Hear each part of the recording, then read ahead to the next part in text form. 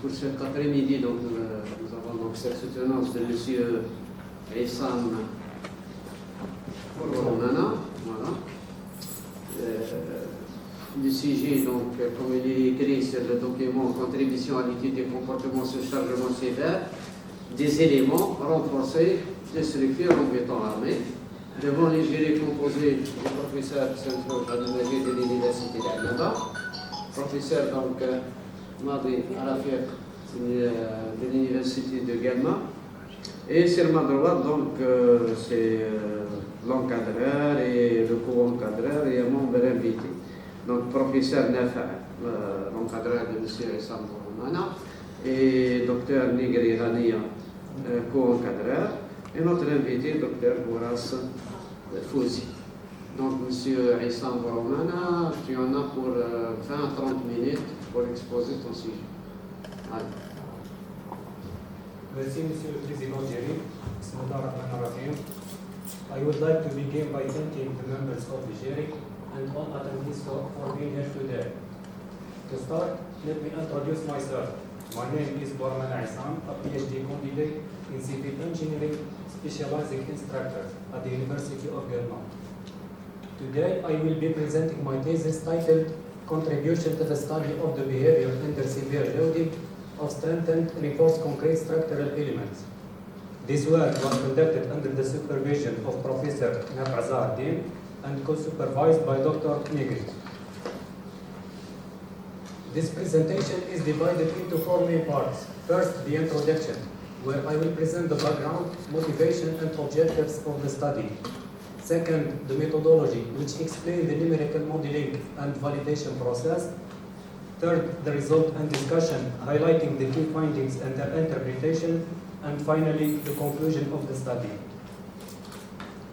Let me begin by briefly explaining the background and motivation behind this research. Many reinforced concrete structures built before the 1970s often lack seismic design, especially at the beam column joint, which are key to maintaining frame integrity during earthquakes. This older non-seismic joint often suffer from inadequate transverse reinforcement or anchorage for beam bars, column lap splice above the joint core, and weak column strong beam configuration. These deficiencies making them prone to brittle shear failure during earthquakes. Past earthquakes like the 1999 Kocaeli in Turkey and 2008 Sichuan in China have shown that the joint failure are often the first point of collapse. This highlights the urgent need for effective retrofitting techniques to improve the seismic resilience. Reinforced concrete and steel jacketing are the most widely used traditional retrofitting methods. Reinforced concrete jacketing involves adding an external concrete layer with steel reinforcement. It improves the strength and ductility, but is labor intensive, increases the size and the weight of the member, and may affect the structure's dynamic behavior. Steel jacketing, on the other hand, uses steel tape, straps, or angles to confine joint. It also enhances the strength and ductility, but corrosion and anchorage issues must be carefully addressed. To overcome the limitation of these traditional methods, researchers have changed to fiber-reinforced polymer composite as more efficient alternative.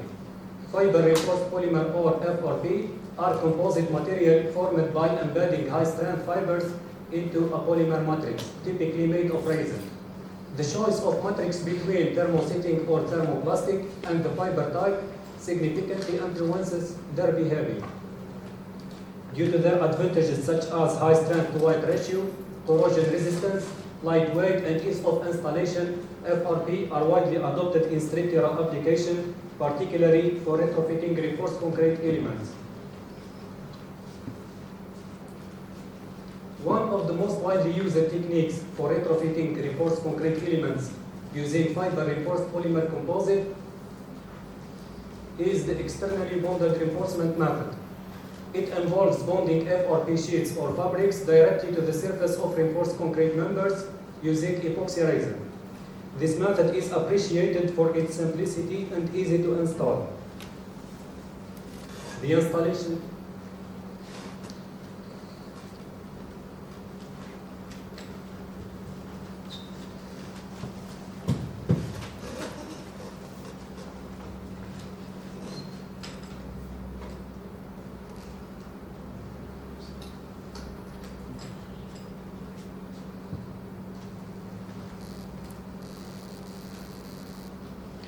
The installation process includes three main steps. First, surface preparation. Second, application of primer or epoxy adhesive. And third, layering of FRP sheets to achieve the desired thickness. A key challenge of this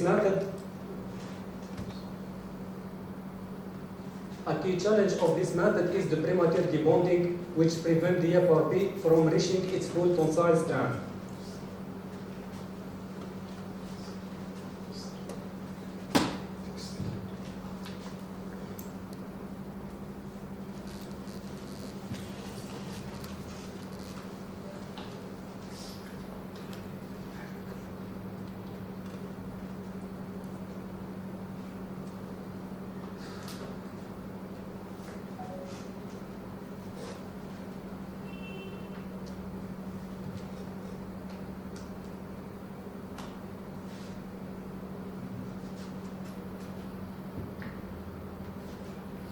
In conclusion, while the externally bonded reinforcement method is practical and efficient, its effectiveness is often limited by the FRP premature debonding.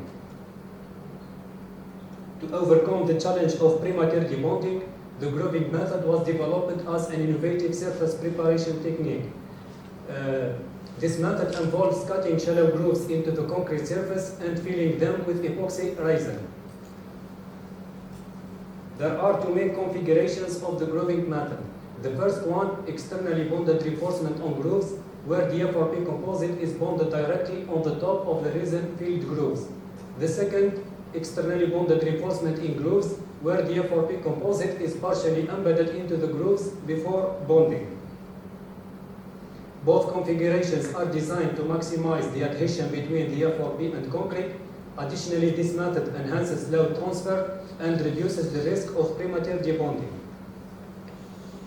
Before going into the methodology, I would like to break down the thesis title, which is quite large and general. First, the research contribution comes from adopting a numerical approach due to the high cost of experimental tests. Regarding severe loading, we choose the cyclic loading as it effectively simulates seismic effects. The structural element studied is the beam column joint.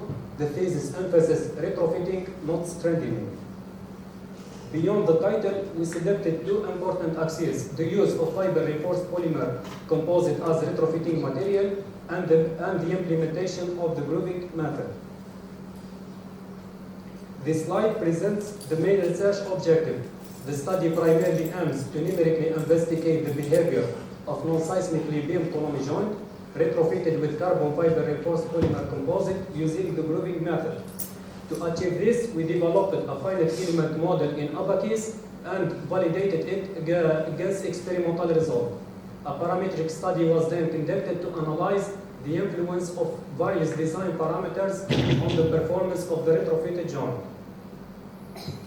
Now we move to the numerical modeling and validation.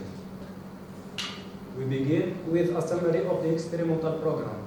To validate the precision of the numerical simulation, 3 beam column joint specimens were selected from the literature. The first specimen, an S or non-seismic, was tested without retrofitting. This specimen was deliberately constructed without transverse reinforcement in the joint core and included wider stirrup spacing in the beam and column. This additional design aimed to replicate the inadequate shear strength commonly found in older non-seismic joints. The second specimen, S or seismic, was also tested without retrofitting. This specimen is designed in accordance with the ASEA Committee 318 and 14, so that the transverse reinforcement for the beam, column, and the joint core complies with the seismic design codes and ensure adequate shear strength in the joint core. The third specimen, R2NS or retrofitted non-seismic, was retrofitted using 3 different configurations. First, 2 CFRP layers were applied on the joint core for shear retrofitting. Second, beam and column wrapping was done using 250 mm wide CFRP layers near the joint core. And third, column side retrofitting consisted of 2 CFRP layers with a length of 750 mm applied on each side of the column. To improve the bond strength between the CFRP and concrete, the grooving method was employed prior to the CFRP installation. This slide outlines the experimental setup and the loading protocol. A constant axial load of 175 kN was applied to the top of the column, while reversed cyclic lateral loading was applied at the beam end. Pin supports were used at the column ends to allow rotational movement. The cyclic loading was displacement controlled, and the loading protocol is depicted in figure 14. To begin the numerical modeling section, I will briefly introduce the software used in this study. Abacus is a widely recognized finite element program developed by the Salt system.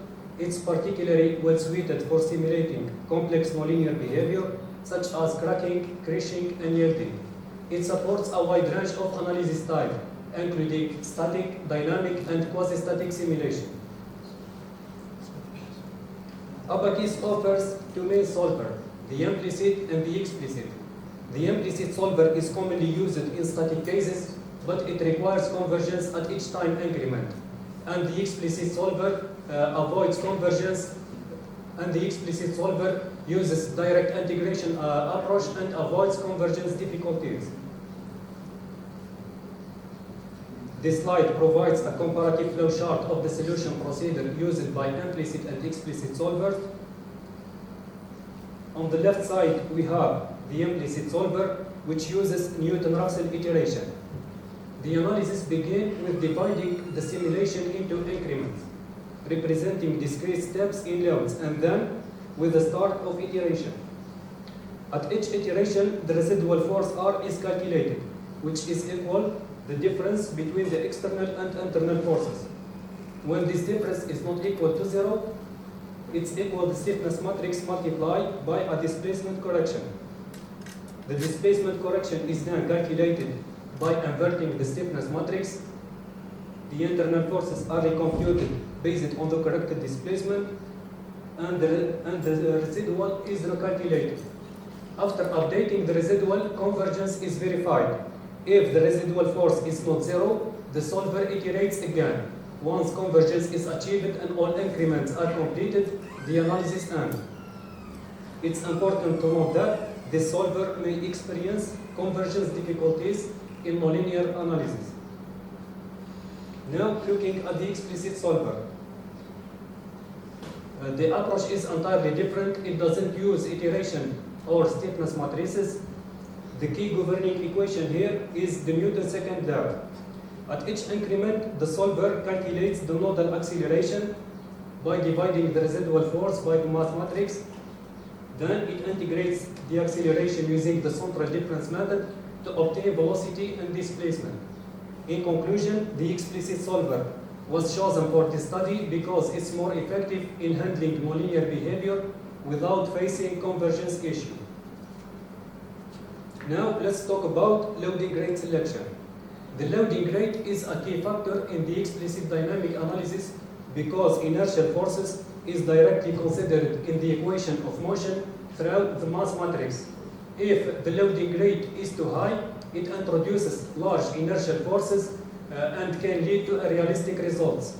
And a very low loading rate improves accuracy but increases computational time. So the goal is to choose a moderate loading rate that optimizes both accuracy and computational efficiency. To ensure inertial forces are minimal, we monitor the kinetic energy relative to the internal energy. As reported in previous study, if kinetic energy stays below 1% of internal energy, the analysis can be considered quasi-static with negligible dynamic effects. This figure, taken from a previous numerical study of reinforced concrete beams, highlights the impact of kinetic energy on simulation accuracy. When the kinetic energy is high, the resulting low displacement curve deviates significantly. On the other hand, when kinetic energy remains close to 0, the simulation closely replicates experimental behavior. In our study, we tested several loading rates to identify the most appropriate one. This figure shows a comparison between numerical, show a comparison between kinetic and internal energy of the three modeled specimen at a loading rate of 6.5 millimeter per second. Across all simulation, the kinetic energy was less than 0.5% of the internal energy, indicating dynamic effects were negligible. Therefore, a loading rate of 6.5 millimeters per second was adopted for the rest of the analysis. In the material modeling phase, concrete is represented using the concrete damage plasticity model implemented in Abacus. This model is chosen because it can simulate nonlinear behavior of concrete under combined tension and compression. Additionally, the model is capable of capturing both plastic deformation and stiffness degradation. The model requires input of material properties like plasticity parameters, uniaxial stress strain curve, and damage parameters. To accurately define the CDB model, 4 plasticity parameters need to be specified, which are illustrated in Table 1. This value were chosen based on recommendation from previous studies and calibration with the experimental result. Now let's discuss how the compressive behavior was defined in the CDB model. In this study, we used a two-phase stress-strain model. The initial elastic phase assumes a linear increase in stress until the yield stress. After yielding, the response becomes nonlinear. This was modeled according to Science model with formulation presented in equation 1 to 7. And the damage parameter in compression was introduced in the model according to equation 8. Figure 21 illustrates the input data to define the compressive behavior of concrete in terms of stress strain curve and compressive damage. For the tensile behavior, concrete firstly behaves in a linear elastic until it reaches its tensile strength. And second, the post-cracking phase was modeled using the fractal energy criterion rather than a stress strain curve. This to prevent mesh sensitivity. The model proposed by Bob was used in this case as depicted in figure 22 with the fractal energy represented by the area under curve. The damage parameter in tension was assumed to reach 0.8 when the material had lost 80% of its tensile strength, and its maximum value of 0.95 represented a 95% reduction in tensile capacity. And figure 23 illustrates the input data to define the tensile behavior of concrete in terms of post-cracking behavior and tensile damage. For the steel reinforcement was modeled using bilinear isotropic behavior, which captures both the elastic and post-yield plastic response. The mechanical properties were assigned directly based on experimental data, as illustrated in Table 2, and Figure 24 illustrates the bilinear stress-strain behavior of the two reinforcement bars. In Abacus, we modeled the CF4P composite as linear, elastic, transversally isotropic material until failure. The key mechanical properties that used include Young modulus, shear moduli, and Poisson's ratio are illustrated in Table 3. For modeling the damage in the CF4P composite, we employ the Hashim failure criteria. This model distinguishes between fiber and matrix failure, considering tension and compression separately. This figure shows a comparison between numerical results for cases with and without Hashim failure criteria. The figure shows that using Hashim failure criteria significantly improved the post-peak accuracy of simulation by modeling the CF4P damage. While both simulations align with the experimental peak load, only the Hashim model captured the material degradation observed in the experiment. For the element type, we selected C3D4 solid element for both concrete and steel plate, T3D2 truss element for steel reinforcement, which consider axial behavior only, and S4R shell element for the CF4P composite. The embedded region constraint was used to simulate a perfect bond between steel reinforcement and concrete. That means both materials move together without any bond slip. Similarly, tie constraint was applied between the CF4P composite and concrete. This assumption is justified due to the use of the grouping method with no CF4P separation happens after the analysis. After conducting mesh sensitivity analysis, a global mesh size of 50 millimeters was used for concrete and steel reinforcement and 25 millimeters for the CF4P composite. This slide summarizes the boundary conditions and the loading strategy. To replicate the experimental setup, a realistic supports were applied. For the column, a roller support was applied at the top, while a fixed support at the base. And the beam free end was laterally restrained in Z direction to prevent the lateral movement. The model was subjected to two sequential loading steps. First, a constant axial pressure equivalent to 175 kN was applied to the top of the column. Then a monotonic vertical displacement was imposed at the beam free end. It's important to note that a monotonic displacement was applied rather than cyclic displacement. This to simplify the analysis, and then the numerical curves were compared with the envelopes of experimental hysteresis curve, which is consistent with many previous numerical studies. Here we verify the accuracy of our numerical model by comparing its results with experimental data, as depicted in Figure 30 and Table 4. After calibration, the model showed excellent agreement with the experimental peak load, with error of less than 6.2%. Additionally, the model showed excellent agreement in post-peak behavior, while the initial stiffness was slightly overestimated for NS and R2NS specimens. This slide shows a comparison between experimental and numerical crack patterns at peak load.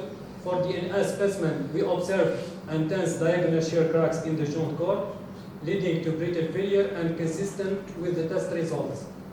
In the S specimen, damage remains concentrated in the beam, showing the plastic hinge formation and improved ductility. And for the retrofitted R2NS specimen, CF4P retrofitting limits joint damage and shifting the failure to the beam area. Now we move to the parametric study. Before presenting the results, I would like to briefly introduce the key parameters considered in our study. As shown here, we focused on four main factors. These include column axial load ratio, beam reinforcement ratio, joint aspect ratio, and the fiber type. This slide introduces the first parameter in our parametric study, the column axial load ratio, defined as the applied axial load on the column, divided by the column capacity. We examined four levels ranged from 0 to 0.3 and applied this to both control and CF4P retrofitted joint. Table 5 presents the numerical results in terms of peak load PU, displacement at peak delta U, and joint shear capacity. And Figure 32 presents the load displacement curves under different versions. The next slide presents the key conclusion drawn from the effect of column axial load ratio. We observed that increasing the axial load ratio from 0 to 0.3 enhances the load carrying capacity of control joint by about 25%. This confirms that axial load contributes to the joint shear strength enhancement. However, for retrofitted joint, the increase is less pronounced, only about 16%, due to the CF4P confinement, which limits the effect of axial load. The highest gain from CF4P retrofitting happens when there is no axial load, giving off around 27% increase. This suggests that the CF4P is most effective in poorly confined joint. This figure illustrates the tensile damage for retrofitted joint at different axial load. Without axial load, we see intense diagonal shear cracks in the joint core, but with increasing axial load, the damage shifts more toward the beam. The second parameter investigated in this study is the beam reinforcement ratio, which represents the proportion of steel reinforcement relative to its total cross-sectional area. 4 different ratios were considered, ranged from 0.95 to 2.55%. This variation was achieved by changing the diameter of longitudinal rebars while keeping their mechanical properties constant. The numerical results are depicted in Table 6 and Figure 34. This slide shows that increasing the beam reinforcement ratio, rho B, enhances the flexural capacity by about 46% for control joint and 36% for retrofitted joint. CFRP is most effective at low rho B. For example, a 34.7% gain at 0.95%.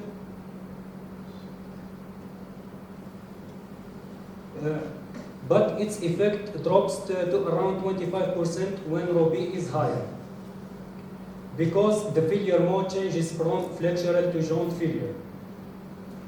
We can see also this in the damage patterns. Low rho B leads to flexural. Low rho B leads to flexural crack in the joint. Because the failure mode changes from flexural to joint shear. Donc we can also see this in the damage patterns, how rho B leads to flexural cracks in the beam, and high rho B shows diagonal shear cracks in the joint, so CFRP then mainly act in shear reinforcement. Here we investigate the effect of joint aspect ratio, defined as the beam depth divided by the column depth. We examined 4 levels ranged from 1 to 1.6 and apply with the beam depth increasing accordingly while the column depth remained constant. All joints included transverse reinforcement with horizontal stirrups spaced at 50 millimeters. Each retrofitted joint was retrofitted using 3 layers of U-jacketing CFRP applied around the joint core. The load displacement curves shown here highlight the different behaviors as the aspect ratio varies. The numerical results indicate that for an aspect ratio of 1, the retrofit provided no increase in peak load capacity, likely because the existing stirrups already enhanced the shear strength. However, as the aspect ratio increases to 1.2, 1.4, and 1.6, the peak load of retrofitted joint enhanced by approximately 3 to 7%. This is because joint with higher axial, with higher aspect ratio have reduced the shear strength, allowing the CFRP confinement to more effectively contribute. In this part of the study, we compared the carbon fiber reinforced polymer and the basalt fiber reinforced polymer as retrofitting materials. The basalt fiber reinforced polymer made from basalt fibers is much more economical than the CFRP. Both materials were applied in 3 layers of U-jacketing around the joint core, and we studied their behavior under different axial load ratio. As shown in the table, CFRP consistently achieved the highest peak load due to its superior mechanical properties. However, as the axial load increased, the difference in performance between CFRP and BFRP decreased. This is because higher axial load enhances the joint shear capacity and reducing the need of external reinforcement. For the conclusion, the key conclusion drawn from the finite element modeling and validation and from the parametric study are presented here and can be referred to when needed. This work resulted in 1 journal article published in Periodica Polytechnica Civil Engineering, a Scopus indexed journal, as well as 6 conference presentations, 3 at the international level and 3 at the national level. This concludes my presentation, and thank you for your attention. Okay.